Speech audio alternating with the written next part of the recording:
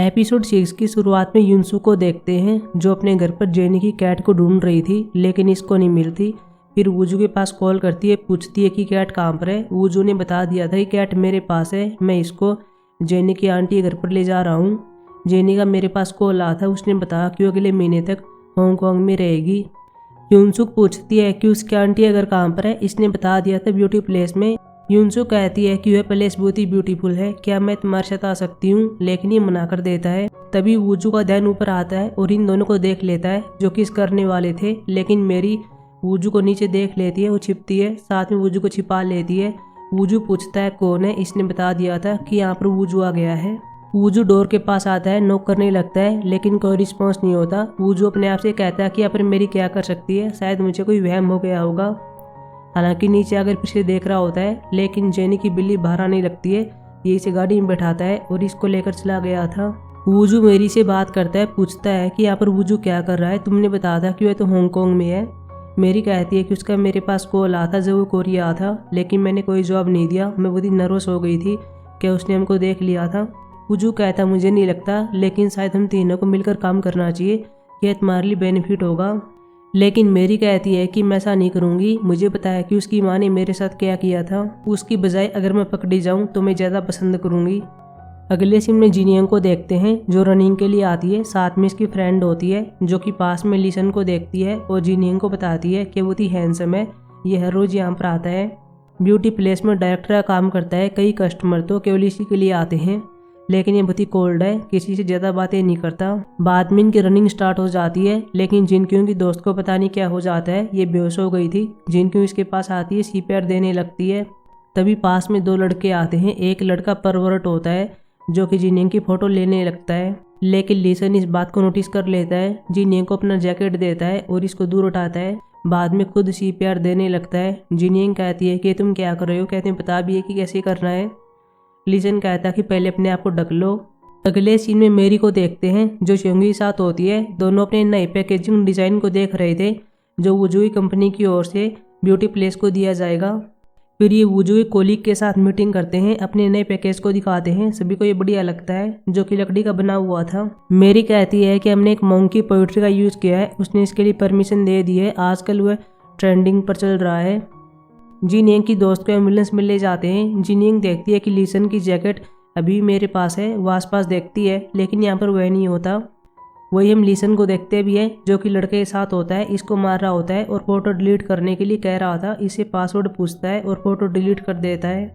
हालांकि लड़का कहता है कि मेरे फ्रेंड ने ऐसा करने के लिए कहा था, लेकिन इसका फ्रेंड इस बात के लिए मना कर देता है। लिसन दूसरे लड़के से बात करता है, पहले पूछता है तुम्हारे ग्रेड कैसे हैं, अगर तुम सक्सेस होना चाहते हो तो तुम्हें ऐसे लड़कों को छोड़ देना चाहिए। मेरी मीटिंग से बाहर आती है, वूजू इसको मैसेज करता है और कहता है कि मुझे तुम्हारा डिज़ाइन पसंद आया। चोंगी इसको देखती है और पूछती है तुम स्माइल क्यों कर रही हो, क्या ये तुम्हारा बीएफ है, लेकिन ये मना कर देती है।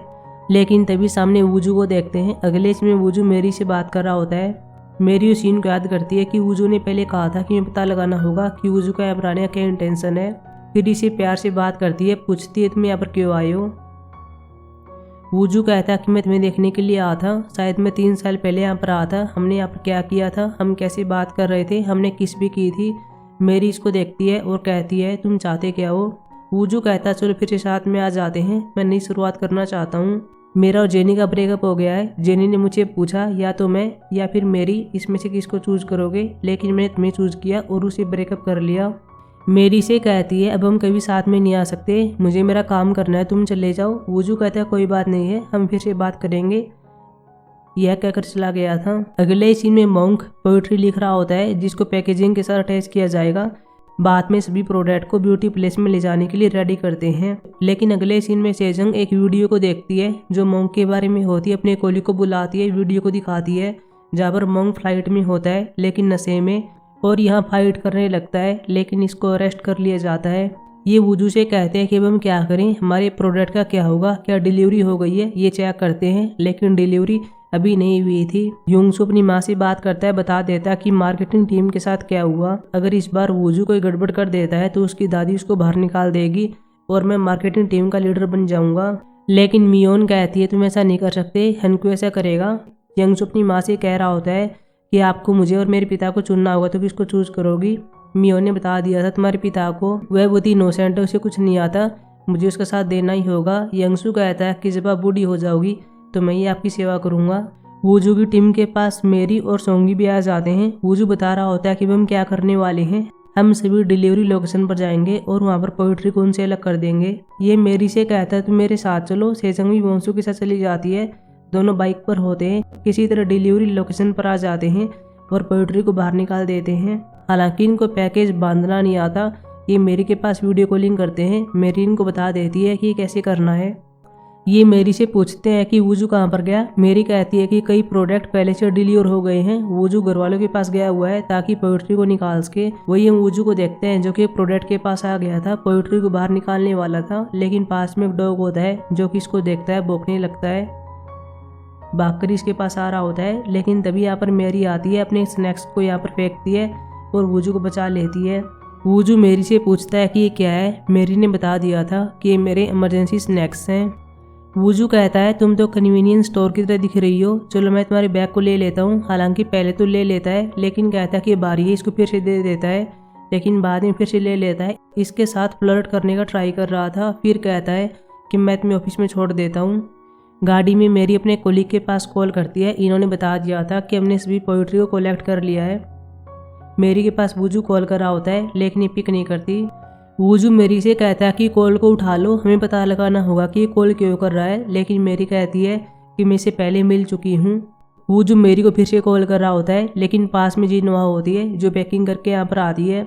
जिनवा कहती है कि मैं माँ के साथ जापान में जा रही हूँ, लेकिन तुम मेरी को कॉल मत करो। अगर उसे पता चल गया कि तुम्हारी जीएफ अमीर है तो शादी में आएगी और सीन क्रिएट कर देगी, जैसा कि उसकी माँ ने किया था। वह यहाँ पर आ गई थी, लेकिन उसकी और हमारी माँ की फाइट होने लगी। वूजू चिल्लाता है और कहता है कैसा कब हुआ। जिनवा कहती तुम हांगकांग में थे। वूजू कहता है तभी मैं सोचूं मेरी मुझे ऐसी बात क्यों कर रही है, इसकी वजह मैं नहीं हूँ, इसकी वजह तुम लोग हो, तुम्हें ऐसा नहीं करना चाहिए था। यह कहकर ही चला गया था। सोंगी पास कॉल करता है, पूछता है कि मेरी कहाँ पर है। काफ़ी पूछने के बाद ये इसको बता देती है कि ऑफिस में काम कर रही है। वूजू मेरी से बात करता है, पूछता है कि वूजू यहाँ पर क्या करने के लिए आया था, क्या उसे पता चल गया कि ब्यूटी प्लेस में तुम रहती हो। मेरी कहती है कि मैं नहीं जानती, शायद उसने उस दिन हमें नहीं देखा होगा। वूजू कहता तुमने उस दिन ऐसा क्यों कहा था कि मैं उसके साथ काम करने की बजाय पकड़ा जाना पसंद करूंगी। मेरी कहती है कि मैंने ऐसे ही कह दिया था, लेकिन मैं बहुत ही मिसेबल दिखाई दे रही हूँ, अब मुझे नहीं पता कि मैं क्या करूँ। वूजू कहता कुछ नहीं होगा, चिंता मत करो, चलो साथ मिलकर काम करते हैं। वैसे भी उसने कुछ नहीं किया, तुमने उसमें कूपन डाला था, तुम ही विनर हो, मैं ही तुम्हारे साथ सेरेमनी में गया था। वूजू ने कुछ नहीं किया, इसलिए चिंता करने की कोई बात नहीं है। मेरी इसको देखकर हक करती है और कहती है कि मेरा साथ देने के लिए थैंक यू, मैं तुम्हारी बहुत ही बड़ी ग्रेटफुल हूँ। वूजू कहता है ठीक है चलो मैं तुम्हें घर पर छोड़ देता हूँ। वहीं वूजू को देखते हैं जो कि पार्किंग में आ गया था, अंदर जाने वाला था, लेकिन जब मेरी को देखता है साथ में वूजू होता है, दोनों गाड़ी में बैठकर जा रहे होते हैं। ये अभी ने फॉलो करता है। काफ़ी फॉलो करने के बाद ये ब्यूटी प्लेस में आ गए थे। इनके लिए डोर ओपन होता है, लेकिन जैसे ही वूजू आता है सिक्योरिटी गार्ड पूछ रहा होता है तुम कौन हो, क्या तुम यहाँ प्रेसिडेंट हो, लेकिन ये मना कर देता है। जेनी के आंटी के एड्रेस को याद करता है, बता देता है, बाद में इसको जाने दिया जाता है।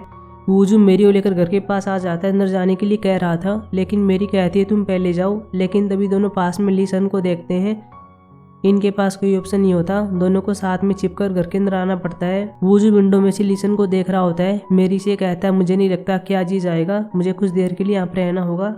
मेरी कहती है कि कोई बात नहीं है, तुम यहाँ पर रह सकते हो। वूजू पूछता है क्या कुछ ठीक करने के लिए है, मैं तुम्हारी हेल्प कर सकता हूँ। फिर दोनों यहाँ पर बाथरूम में आते हैं, कपड़े को लगा रहे थे, लेकिन वूजू गलती से नल को चालू कर देता है और पूरी तरह से भीग जाता है। अगले सीन में वूजू अपने बालों को ड्राई कर रहा होता है। मेरी इसकी शर्ट को सुखाती है।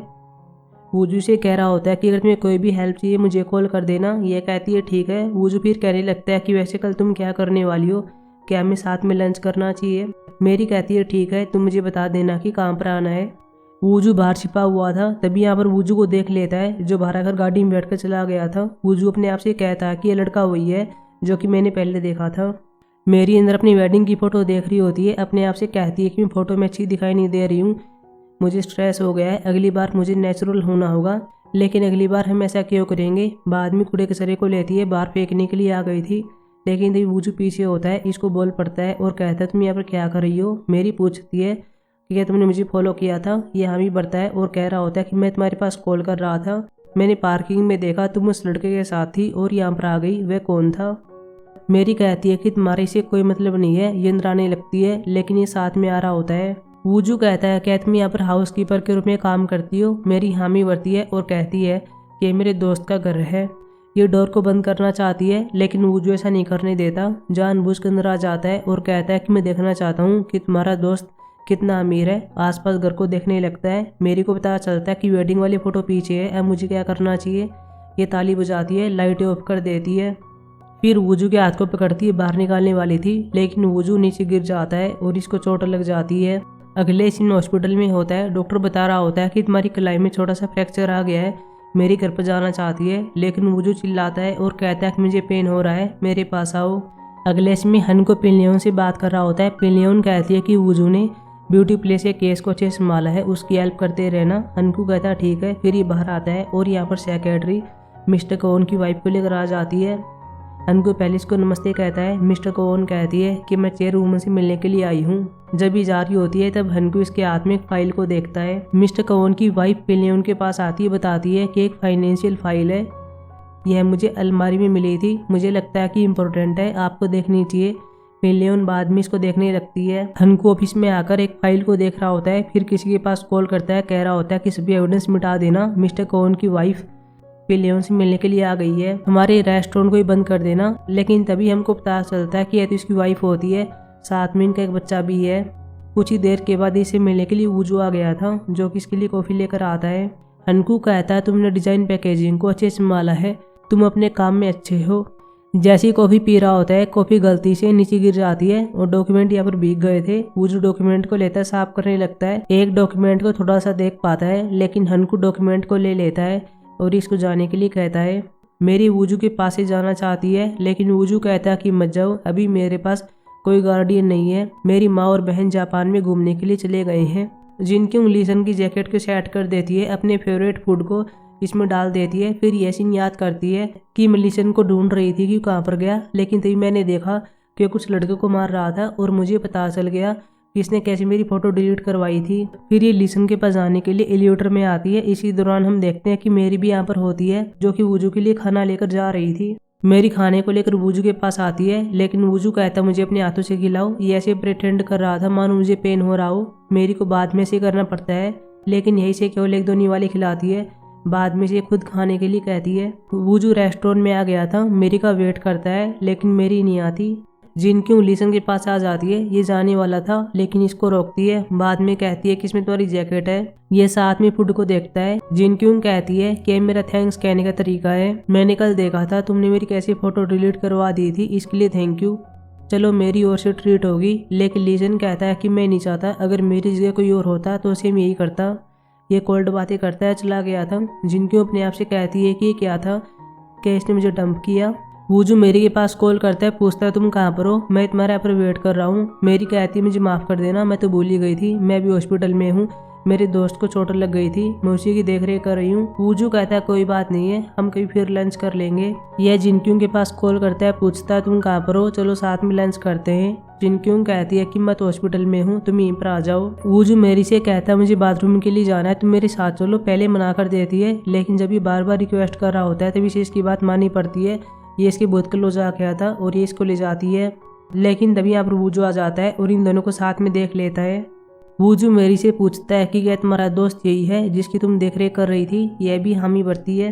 वूजू मेरी को पकड़ रहा होता है लेकिन यह है वूजू इन दोनों के बीच में आ जाता है। वूजू को पकड़ता है, इसको घसीट कर यहाँ से ले जा रहा होता है। साथ में मेरी से कहता है कि मैंने तुमसे कहा था कि अगर तुम्हें कोई भी हेल्प चाहिए तो मुझे बता देना। वूजू चिल्ला रहा होता है और कहता है मुझे ऐसे क्यों ले जा रहे हो, लेकिन वूजू इसकी बात नहीं मानता, इसको रूम में घसीट कर ले गया था। वूजू मेरी से बात करता है, पूछता है तुमने मेरे पास कॉल क्यों नहीं की। मेरी कहती मुझे माफ़ कर देना। वूजू कहता है कोई बात नहीं है, क्या तुम सो ली थी, तुम्हें घर पर जाना चाहिए, रेस्ट करना चाहिए, मैं इसकी देखरेख कर लूँगा। बाद में जाने लगता है। मेरी पूछती है क्या तुम मुझ पर गुस्सा हो। वूजू कहता है मुझे नहीं पता लेकिन मैं अच्छा फील नहीं कर रहा हूँ, तुम्हें इसे छोड़ देना चाहिए। मेरी कहती है कि मैं ऐसा नहीं कर सकती, इसका कोई गार्डियन नहीं था इसलिए मैं इसे यहाँ पर लेकर आ गई। लेकिन वैसे तुमने तो पहले कहा था कि हम तीनों को साथ में मिलकर काम करना चाहिए। वूजू कहता है कि हाँ मैंने कहा था लेकिन अब ऐसा नहीं है, मुझे लगता है कि मैं तुम्हें लाइक करने लगा हूँ और मैं तुम्हें किसी और पर्सन के साथ नहीं देख सकता। मेरी इसको देखती रहती है और एपिसोड खत्म हो गया था। अब मिलेंगे एपिसोड 7 में, तब तक के लिए बाय।